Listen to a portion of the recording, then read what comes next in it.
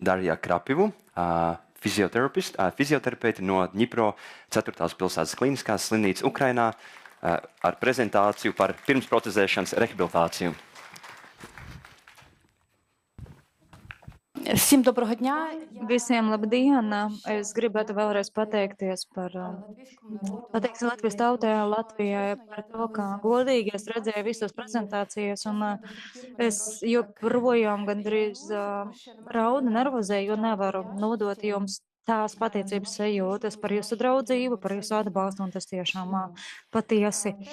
Manas prezentācijas tēma ir parunāt par to, kā mēs Ukrainu gatavojam rehabilitāciju pirms protezēšanas. Esmu Darija Kropivā, esmu fizioterapeite, strādāju fiziskas un rehabilitācijas medicīnas nodaļā Dņipro pilsētā. Es strādāju kopā ar Allas kundzi. Kāpēc es to pieminēju? Tāpēc, ka daži narratīvi un tēzes būs līdzīgi un arī atkārtosies varbūt daļēji. Un es sākšu ar maršrutizāciju. Tā ir tāda ļoti vispārīga tēma par to, kā pacients virzās ar amputācijām pie mums Ukrainā. Tas nav attiecināms tikai uz pacientu ar amputācijām, bet tas ir vispār attiecināms uz jebkuru karavīru.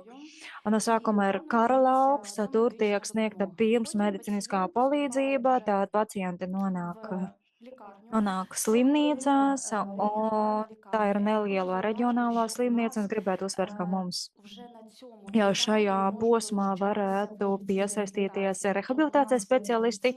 Jā, mums ir speciālisti, kas strādā kara hospitaļos, Harkivā un Dņipro apgabalā, Zaporīžijas apgabalā, kas piedalās un uzņem šos ievainotus, un tas, par ko runāja Jūlija, kā ir jautājums par dzīvības glābšanu, mēs nevienmēr domājam par stūra formu, un jo tas nav prioritāte, bet man ir ļoti daudz kolēģu, kad mēs cenšamies pēc tam pēc iespējas ātrāk sākt šo akūtu rehabilitāciju, un jau otrajā posmā speciālisti iesaistās. Trešais posms jau specializēta medicīniskā palīdzība, tās jau ir lielas slimnīcas. Un viens no tādiem piemēriem, tāda slimnīca, kur es strādāju, un mēs strādājām akūto nodaļā, traumatoloģijā, ķirurģijā, un mums ir tandems ar psihologu, ar kuru mēs apmeklējam mūsu karavīrus, kad viņi vēl guļa akūtas nodaļas gultās un sniedzam krīzes palīdzību. Mēs nevaram daudz izdarīt, bet pacients atrodas tādā šokā stāvoklī, bet jau kaut kādi pirmie soļi tiek spērti, un tad es, piemēram, zinu, ka šis pacients arī turpmāk ies šajā virzienā, ka viņu evakuēs, bet Dņipro ir evakuācijas hubs.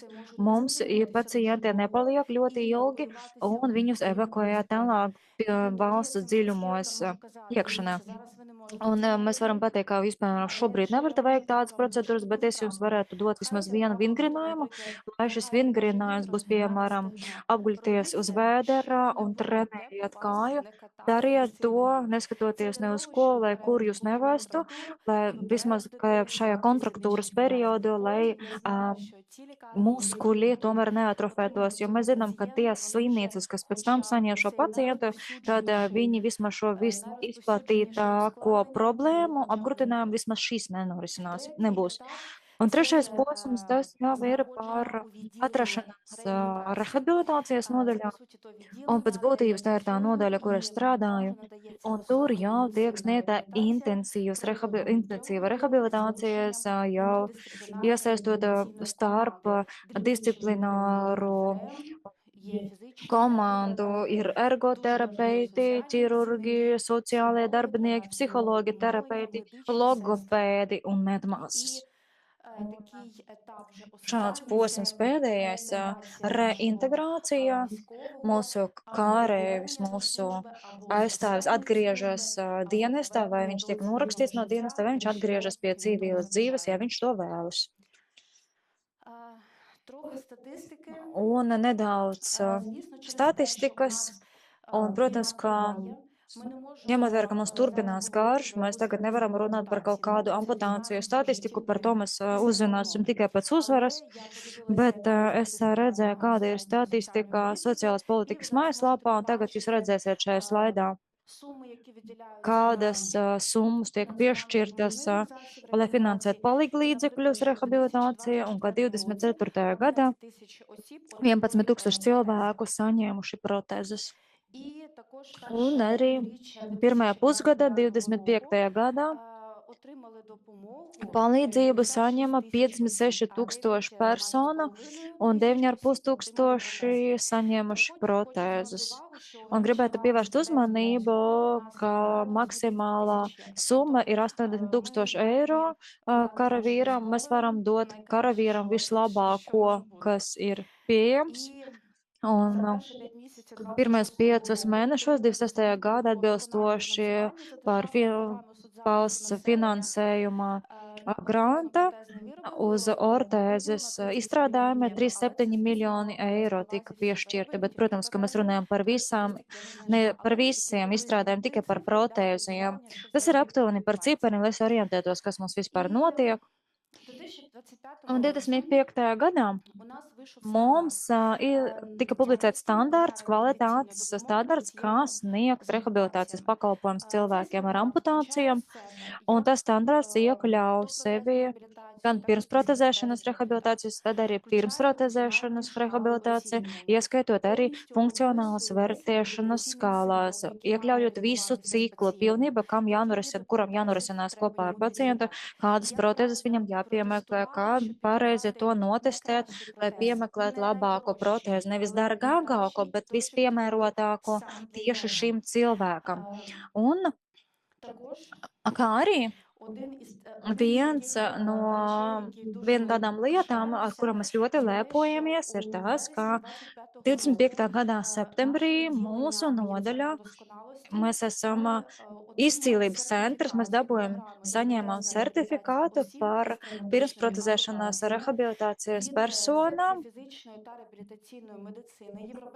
no Eiropas Savienības, tieši medicīnisko speciālistu šajā jomā, tādu atzīnību, un mēs esam tādā vienīga certificēta programma Ukrainā, kas sniedz tādus pakalpojumus, un tad mēs drīkstam teikt, kā tā palīdzība, kuru mēs sniedzam, ir standartizēta atbilstoši arī Eiropas Savienības kvalitātes standartiem, un mēs ļoti daudz apmācamies un arī mācam citus, un to, ko mēs iztenojam mūsu slimnīcām, mēs vēlamies arī dalīties šai pieredzē ar citām komandām.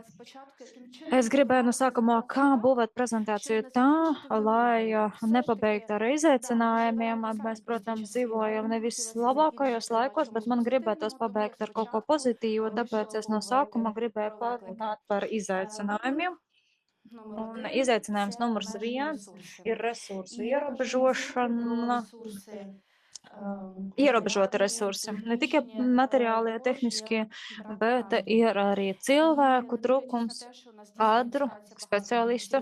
Un neskatoties to, ka mums ļoti daudz rehabilitācijas speciālistu absolvē katru gadu universitātes, bet ļoti daudz ir izbraukuši no valsts. Mūsu austrumu daļa, Ukrainas austrumi, tur tie, kas ir pie frontes teritorijā, un mums tiešām varētu trūkst speciālistu, īpaši mazās slimnīcās, kas pirmās uzņem cilvēkus un sniedz palīdzību. Mums ļoti gribētu sniegt akūtu rehabilitācijas palīdzību, bet, diemžēl, nevienmēr tas ir iespējams. Un plus tas, kas ir attiecināms uz materiālo tehnisko aprīkojumu, es gribētu teikt, ka tagad Ukrainā ļoti daudz palīdz, bet tik un tā ir lietas, kas pietrūkst. Piemēram, visvienkāršāko piemēru par pirmsprotezēšanas rehabilitāciju es saprotu, ka pēc loģikas un pēc mana kliniskā lēmuma šim pacientam ir nepieciešama speciālas kompresiju zeķbiks, Un mēs nevaram to sniegt, tāpēc izmantojam elastisko bintu un parsiešanu. Un, protams, ka ja man būtu skapis ar dažādajiem izmēriem, es izmantotu tas speciāls kompresu zeķubiks, bet piemēram tādās sīkas detaļas ir klātesošas un nedaudz apgrūtina mūsu darbu.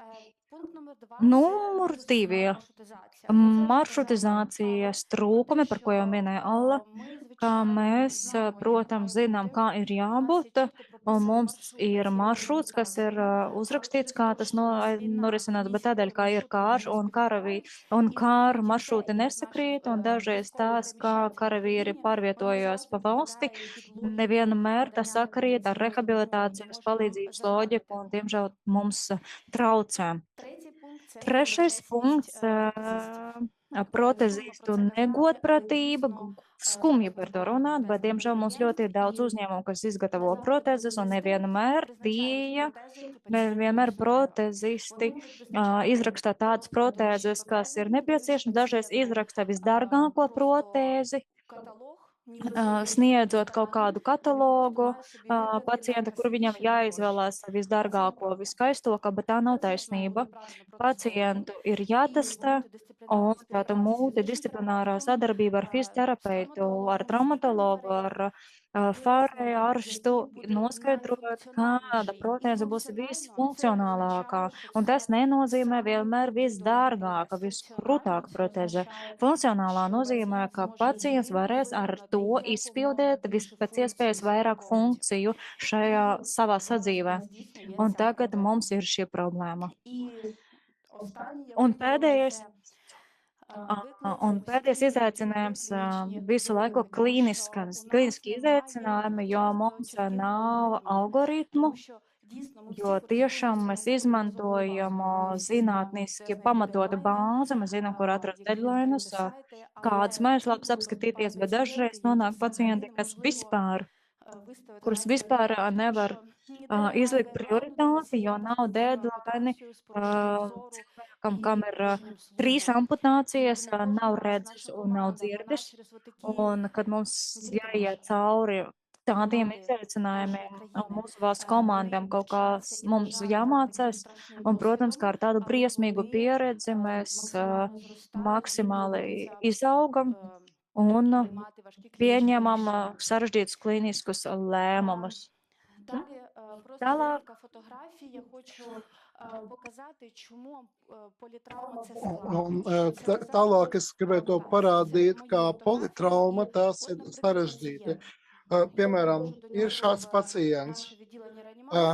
Tagad es esmu reanimācijas nodaļā, un es nevaru viņu nosēdināt, jo viņām ir speciālas iekārtas uzliktas. Es nevaru viņu arī uz sānu uzlikt, jo viņam kāja, kā redzat, ir pēc operācijas, vai arī man šķiet, ka šo pacientu vēl nav operējuši. Un tādā gadījumā mūsu palīdzība fizioterapeuta un ergoterapeita, mēs cenšamies ar viņu aprunāties, ja viņš ir spējīgs uztvert informāciju. Es bieži vien staigāju kopā ar psiholoģiem. Un es varu pateikt pacientam, ko tālāk darīt viņam. Pat ja fiziski viņš neko nevar izdarīt. Vēl viens piemērs, ka vienā kāja ir amputēta un otrā ir sarežģīti lūzumi. Un ja pacients varētu nespēt pārvietoties, mēs riskējam, vai arī multidisciplināra komanda lemj, kāds risinājums ir konkrētajam pacientam. Un vēl viens piemērs. Jūlija teica, kāpēc amputācijas sterīls ir atšķiras no kara laikā, kara gaitā gūtajām traumām. Un šeit ir mūsu pacients. Viņš ir ļoti jautrs, viņam ir 28 gadi. Un 25. gada martā viņam, viņam notika traumatizācija, abu apakšējo ekstremitāšu noraušana, trešās pakāpes šoks un arī galvas smadziņu satricinājums. Un ļoti daudz ķirurģiskas operācijas viņš ir piedzīvojis. Un beigās un stumbra fināla izveide, veidošanās. Un viņam bija negatīvs Cīmeles sindroms, un viņam bija ļoti spēcīgas sāpes. Tas ir viņa rentgena uzņēmums. Un fizikālas terapijas speciālista slēdziens, viņš teica, ka viņam ir fantomas sāpes. Tā atpakaļ. Viņam bija ierobežota kustību amplitūda un mobilitāte. Mobilitāte ziņā viņam bija pilnība patstāvīgums gultas robežās. Viņam bija elektriskais tātad, jā, jūs labā kāja bija mazliet stiprāka, un bija cerības, ka tas atjaunosies vēlāk. Attiecībā uz ergoterapiju, jā, viņš nevarēja pats sevi aprūpēt, viņu vajadzēja barot un palīdzēt ar dušu. MDRT mēs esam teikuši, ka ļoti daudz cilvēku ir strādājuši ar šo pacientu.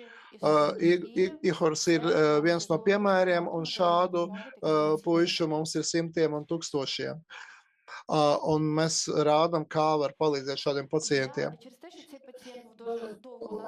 Viņš ļoti ilgi uzturējās mūsu iestādē, un es sadalīju, kādā veidā notika viņa atjaunošanās. Tātad viņš runāja ar psihologu, viņa ir īpašas metodes, tātad stumbra formas veidošanās, un viņam arī noteikta terapija, ķermeņa kontrole, un arī gurna kontrole, un darbs pie mobilitātes notika ar viņu. Un pirmā protēze, viņam bija ļoti īsas protēzes, pēc tam bija garākas protēzes, mēs pagarinājām pakāpeniski šīs protēzes, mēs trenējām viņu uz līdzsvaru, un arī viņš trenēja staigāt uz protēzēm. Protēzisti mums teica, jo viņa teica, tad, kad viņš varētu ērti izmantot šīs protēzes, tad var pagarināt. Un trešais posms ir protēzes ar elektrisku ceļu. Mēs trenējāmies arī ar kruķiem.